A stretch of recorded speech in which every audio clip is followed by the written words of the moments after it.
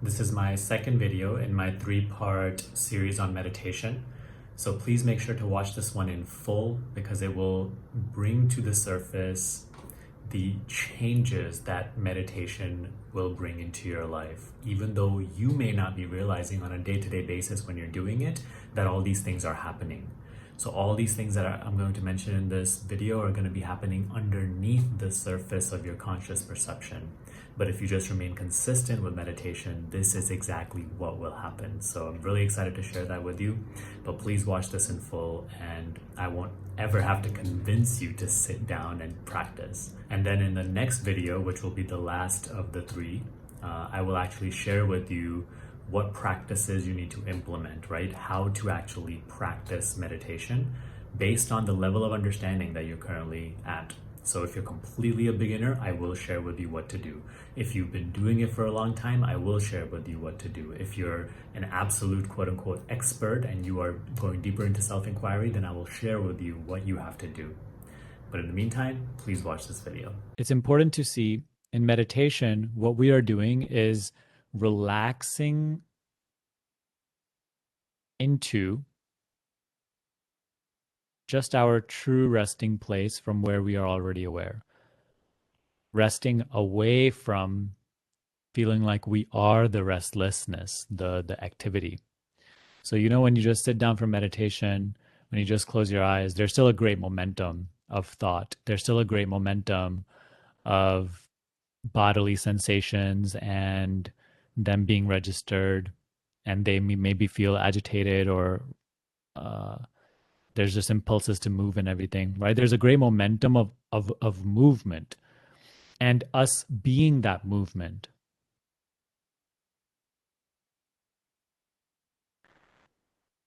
And so when you just close your eyes, this starts to become clear to you, like, oh, it's a lot of movement, it's a lot of momentum.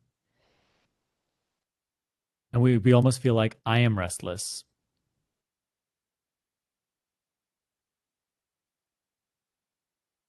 But then you start to just plainly look at the movement. You're no longer being it. You're no longer going with the movement. You're not going as the movement. You just start to plainly see the movement, and you start to see that there is seeing of the movement, which it's what the seeing is not moving. The seeing is the seeing, and there's a seeing of that which is moving. So this starts to just naturally become clear to you when you sit down and you're meditating. And notice what happens just by plainly looking at the movement. In other words, when you just observe without judgment the thoughts or the impulses of the body to move or the sensations, right? The emotions, whatever it may be. When you just plainly look, one, it relaxes what you are observing or looking at, right? The body automatically will relax over time. The mind will also relax over time. The impulses or the reactions or the sensations, they will relax. And the second, you go to a finer realm, a more refined realm of perceiving. You become less dense, right? You, the looker, the seer, you become less dense. And you no longer feel the weightfulness or the weightedness, the weight of the movement as much, the thoughts, the feelings, the body. So these are almost like the thoughts, the just anything that we are aware of, thoughts, emotions, sensations. These are almost like the filters we take on, the identities we take on, and we feel the weight of them. Like if we dwell in it too much, if that's all we know ourselves to be, then we become exhausted. We suffer. We feel like, oh my God, life, it's too much. So that's us in that's the same self, but more dense, with the appearance of physicality and material identity. In meditation, what's happening is that as you plainly look at what is moving, that which is moving starts to relax, right? Previously, let's say the body was full of stress and maybe even pain or just discomfort. As you observe that, as you plainly look, it relaxes. And you experience peace because you're no longer in that contracted identity of the body. You have transcended into a finer realm in that moment, a more you, subtler existence or aspect of the self, let's say. So you feel that sense of relief. See maybe if you can associate this with your experience. And then obviously the turbulent mind, right? As you learn to just simply plainly look, so rather than thinking the thought, you start to just become aware of the thought being there, and then you disengage. That's really what happens when you plainly look. Rather than going with the thinking, being the thinking and the thinker, you just are aware that there's thinking happening. There's a big difference. Try to notice that here. As I speak, the thoughts that are coming up for you, saying whatever they're saying, perhaps about me, about your ability to get this or not. There's a big difference between thinking that and just being aware that that thinking is arising. You know, it's not even, you're not saying this, oh, thinking is arising. It's just there's an awareness of that thinking being there. And the moment you acknowledge that, it actually fades away, falls off. And then you just remain as the seer, the looker, the knower. And then as you remain as just the plain looking, the plain seeing, right? Mind continues to come with momentum. And then as you continue to just remain as the seeing, then automatically mind also becomes more calm, more relaxed.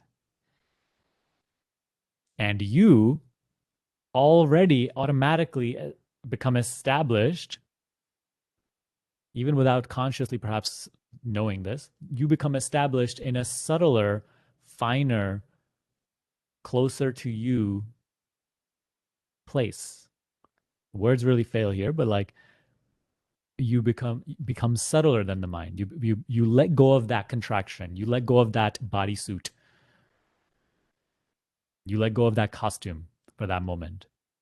So you become subtler in your identity, in your self-understanding, and that which you are looking at becomes more relaxed. So it's like a double benefit, double it's benefit all around.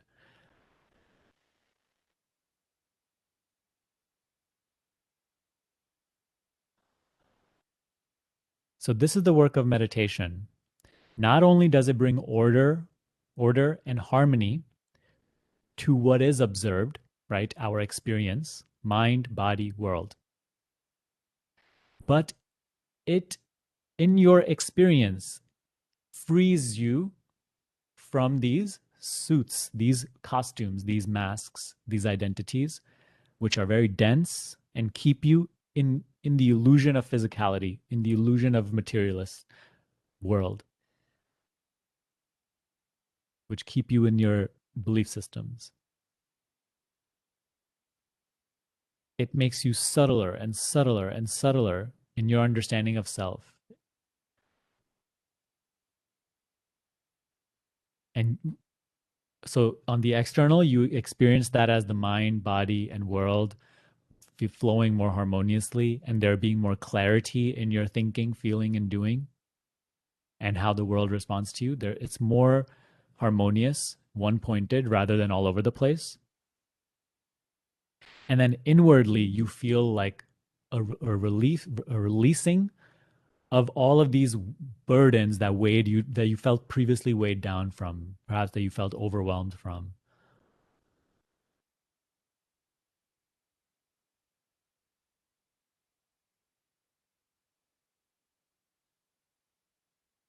This inner freedom expresses itself as joy, as happiness, as peace. The more we go into those material identities, the more we take ourselves to be the movement, that's when we that's when we feel restless, because that stuff is changing too unpredictably, sporadically, spontaneously. We feel the weightedness of that, the weight of that. And that's what we then call suffering. Feeling overwhelmed by life, feeling like you're getting crushed, having no clarity on what to do, how to act, what to follow, if you're making the right decision or not. All these things entangle us. They make us act disorderly. They make us create suffering for ourselves and for our loved ones and for strangers that we don't know. That's the realm of ego. Meditation cleanses all of this. It cleanses and purifies and relaxes the mind, the body, the world. It brings healing and harmony to the mind, the body, and the world. And more importantly, it makes you more subtle in your understanding of yourself. It helps you sink deeper and deeper and more clearly into what you are beyond the realm of appearances and experiences.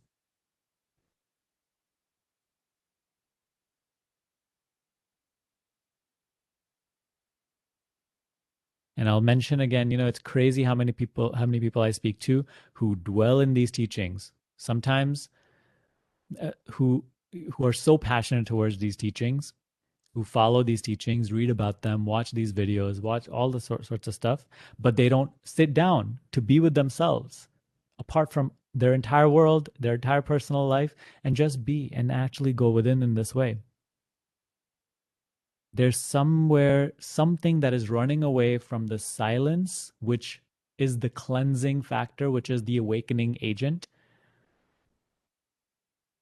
And and then it makes a hobby out of the teaching. And it just is more concepts added, which just add to the pride and confusion and arrogance of, what we call ego.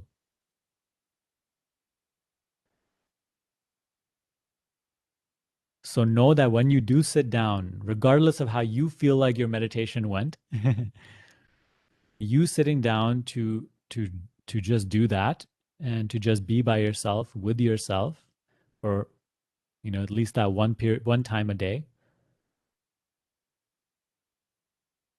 know that this is already happening. And as we are to stay consistent with that, we start to become aware that this is happening. In the beginning, all this is happening underneath our conscious understanding, conscious perception. But as we stay consistent with it, right, it's almost like it compounds.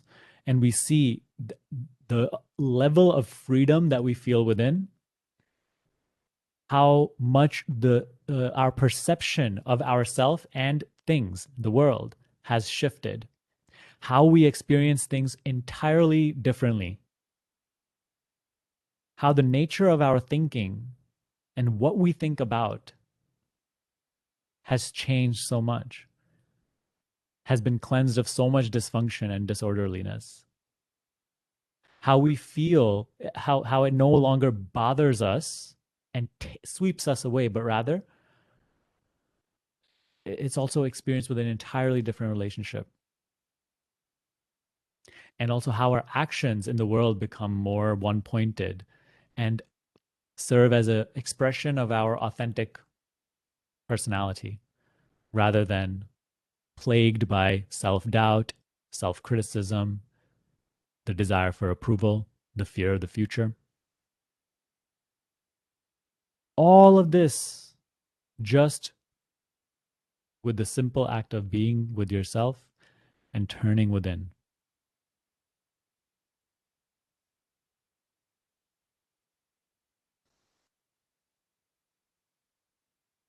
Conversations like these make us aware of that this is happening and they open the mind up. But The practice is what does it.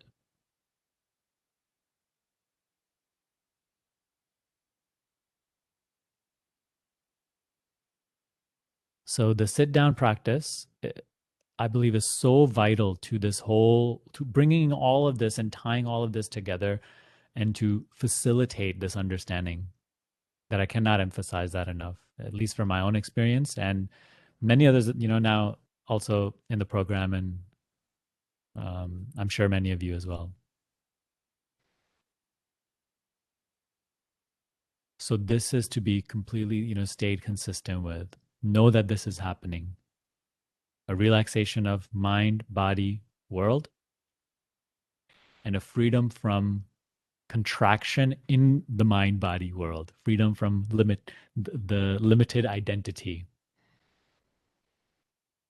That's what we call, like, we can say, like, higher states of consciousness. The most dense and lowest state of consciousness is just, like, I am this body and I'm in this world. And the farther away, the more dysfunctional the mind becomes. That's the, like, it just, you see how your actions, your thoughts, your feelings, they're all very, very turbulent and disharmonious.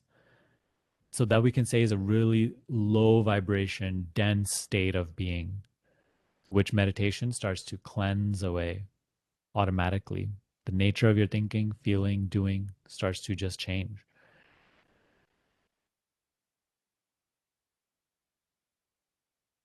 And you experience the inner freedom that comes along with no longer being identified at those levels. And the subtler we go in identity, the greater this curiosity for truth also brews up within us. The greater peacefulness we just feel on a day-to-day basis, uncaused, unshaken by circumstances.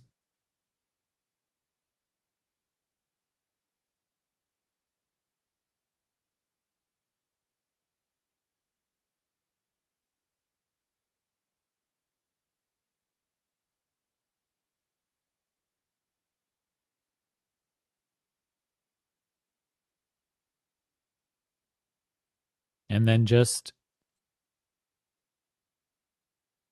it only helps us go deeper in the meditation, you know?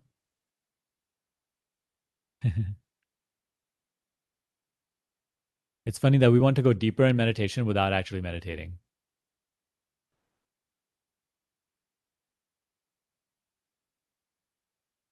We all want to be more present without actually trying to be present. We want that first to be able to do it, and then we can actually practice it. But that's not how it works, you know? It's the opposite way. Someone messaged me today, actually. They were like, how can I be more present throughout the day? I said, by trying your best.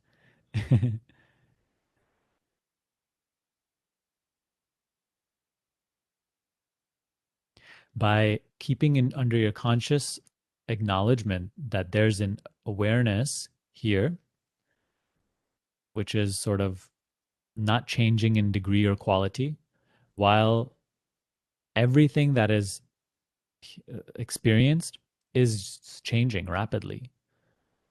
So this shift in interest, rather than just being immersed in and as the moving, the changing, you start to wake up to this presence, which is not changing degree or quality, which is unchanged by what appears, whether it's sadness or something you consider good or bad.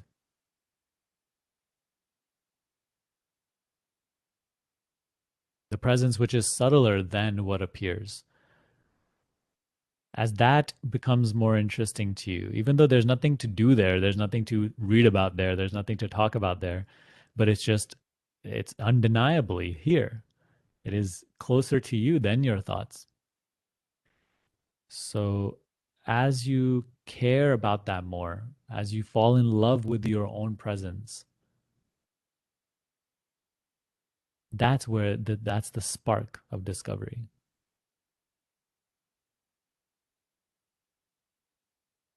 And that's also the work of inquiry, to keep the mind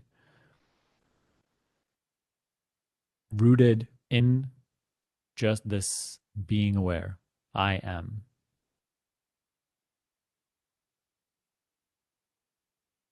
And this itself is the cleansing mechanism of the mind, the relaxing factor of the mind, of the body, of the world.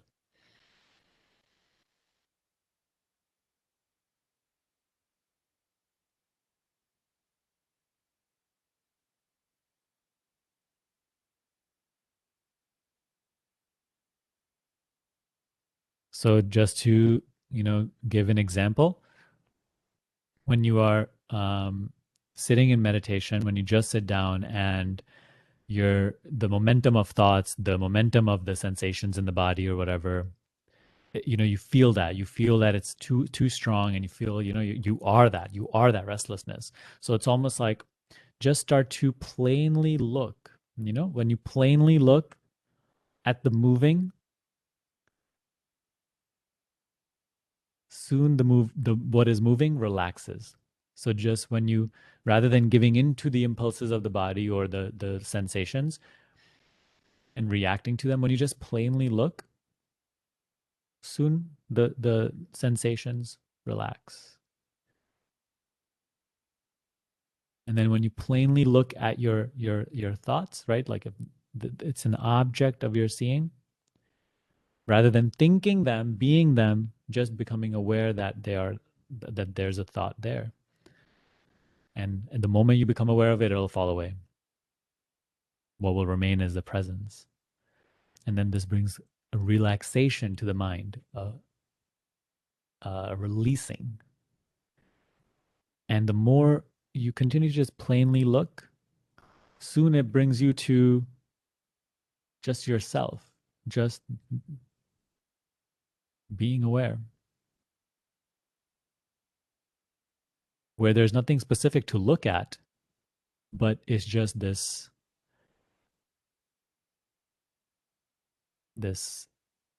presence of awareness,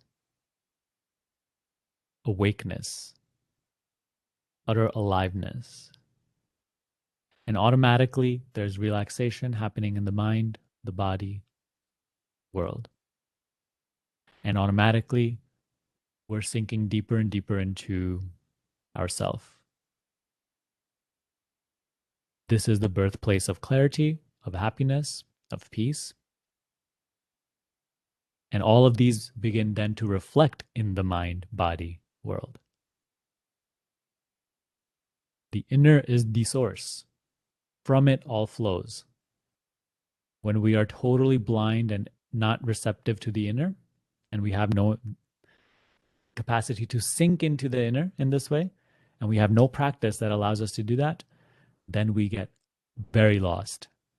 We become absolutely immersed, entangled, no clarity in action, thought, feeling, doing. And that's what we suffer.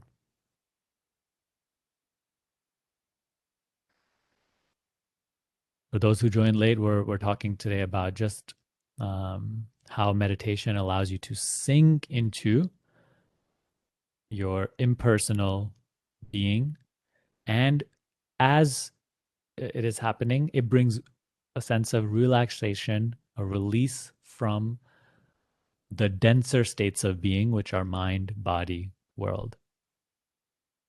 Anything you plainly look at, it relaxes. By trying to relax the mind, we'll get nowhere. By trying to relax the body, you'll only bring more contraction, stress. But just by plainly observing, by plainly looking at without judgment, that which we are seeing relaxes, and we become subtler as who we are.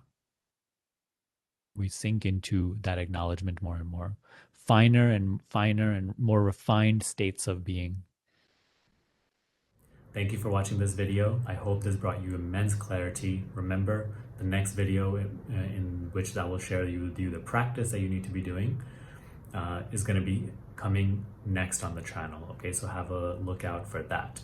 Now, if you want my help for dissolving mind identification and becoming free from mental and emotional suffering, from anxiety and fear, and really come to the peace of your true nature, becoming established in it, becoming established in awareness in the next 60 days, then learn more about my School of Awakening. You can book a call with me down below. The link is there in the description.